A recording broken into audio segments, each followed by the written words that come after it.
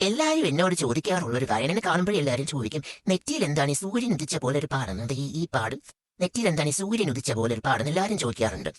ഈ സൂര്യൻ ഉദിച്ച പാടിന്റെ കാരണം, സൂര്യൻ ഉദിച്ചതിന്റെ കാരണം എന്താണെന്ന് വെച്ചാൽ, ഈ പിച്ച വെച്ച് നടക്കേണ്ട പ്രായം, അതായത് ഒരു 2-2.5 വയസ്സ് പിച്ച വെച്ച് നടക്കേണ്ട പ്രായത്തിൽ ഞാൻ സൈക്കിൾ ഓടിക്കാൻ പഠിച്ചതാണ് ഇതിന്റെ പ്രധാന കാരണം. ഞങ്ങളുടെ വീടിന്റെ ഫ്രണ്ടിൽ വർക്ക്ഷോപ്പ് ആയിരുന്നു. അവിടെ പണിക്ക് വരുന്ന രഫൂപ്പൻ ഞങ്ങളുടെ വീടിന്റെ ഫ്രണ്ടിൽ സൈക്കിൾ വെച്ചിട്ടാണ് പോയത്. അപ്പൊ അവിടെ സിറ്റ് ഔട്ടിൽ ഇങ്ങനെ ഇരിക്കാനായിട്ട് കെട്ടിയിട്ടിട്ടുണ്ട്. ഞാൻ അതിന് വന്ന വരെ കയറി ഇരിക്കുമായിരുന്നു. അപ്പൊ അമ്മ എന്റെ അടുത്ത് വന്നിട്ട് പറഞ്ഞു, കാത്തു ആ സൈക്കിളിൽ പിടിക്കല്ലേ എന്ന് പറഞ്ഞു. എന്നെ വീട്ടിൽ വിളിക്കുന്നതിന് കാത്തു നിന്നോടെ. അപ്പൊ എന്റെ അടുത്ത് വന്നു, സൈക്കിളെ തൊടരുതെന്ന് പറഞ്ഞിട്ട് അമ്മ അങ്ങോട്ട് തിരിഞ്ഞതുമല്ല, ടപ്പേ എന്നൊരു സൗണ്ട് കേട്ടു. അമ്മ തിരിഞ്ഞു നോക്കിയപ്പോൾ ഞാൻ പറക്കോന്നും പറഞ്ഞ് താഴെ കിടക്കുന്ന അമ്മ കാണുന്നു. അവിടെ നമ്മ എന്നെ വാരി കോഴി എടുത്ത് ആശുപത്രിയിൽ കൊണ്ടുപോയി. അവിടെ ചെന്ന് അപ്പൊ അവർ പറഞ്ഞു, ഒരു കല്ല് കുഴിഞ്ഞ് അകത്ത് കയറിയിട്ടുണ്ടെന്ന് പറഞ്ഞു. അപ്പോഴേക്കാ ഒരു സാധനമൊക്കെ എടുത്തുകൊണ്ട് വന്നിട്ട് അതെല്ലാം കുത്തി കിഴിച്ച് കല്ലൊക്കെ എടുത്ത് പറഞ്ഞ് ചിച്ചൊക്കെ ഇട്ട് വിട്ട് വീട്ടിൽ വന്നു. കുറച്ച് ദിവസം കഴിഞ്ഞു, സ്റ്റിച്ച് എടുക്കാനുള്ള ടൈമായി. അന്ന് അമ്മ എപ്പോഴും പറയാറുണ്ട്, ഇവർക്ക് നടക്കാൻ അറിയത്തില്ല, ഓടാനേ അറിയത്തുള്ളൂ എന്ന്. എന്തോ നടക്കുന്ന പരിപാടി എനിക്ക് അത്ര ഇഷ്ടമല്ലാന്ന് തോന്നുന്നു. ഞാൻ ഫുൾ ഓട്ടമായിരുന്നു. അതുപോലെ അന്ന് സ്റ്റിച്ച് എടുക്കുന്നതിൻ്റെ അന്ന് ഓടി പോയി വീണു, സ്റ്റിച്ച് പൊട്ടി.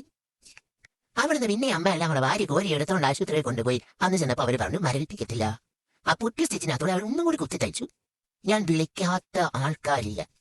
എന്റെ ബന്ധുക്കാരുടെ കസിൻസ് അച്ഛനെ അമ്മ എന്തിനെ എന്നെ കൊണ്ടാക്കിയ ഓട്ടോക്കാരനെ വരെ ഞാൻ വിളിച്ച് കരഞ്ഞ്. മണിക്കുത്തൻ എന്നായിരുന്നു പുള്ളിയുടെ പേര്. മണിക്കുത്തമ്മാവ എന്നെ വീട്ടിൽ കൊണ്ടുപോകോ, എന്നെ കൊണ്ടുപോകോന്നും പറഞ്ഞ് ഞാൻ കുറെ അലറി കരഞ്ഞു. ആരും കേട്ടില്ല.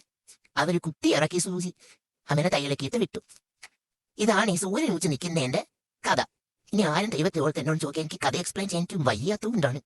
ഇത് പറഞ്ഞു തീർക്കാൻ തന്നെ ഇപ്പൊ 2 മിനിറ്റ് സമയം എടുത്ത് 2-2.5 മിനിറ്റ് സമയമുണ്ട്. എനിക്ക് വയ്യ, എക്സ്പ്ലെയിൻ ചെയ്യാൻ വയ്യ. പിന്നെ ഇതിനുള്ള ഗുണപാഠം എന്താണെന്ന് വെച്ചാൽ അമ്മ പറഞ്ഞ അനുസരിക്കണം. And the main thing is pitch വെക്കേണ്ട സമയത്ത് സൈക്കിൾ ഓട്ടാൻ പഠിക്കാൻ. അതാണ് മെയിൻ. Okay, by.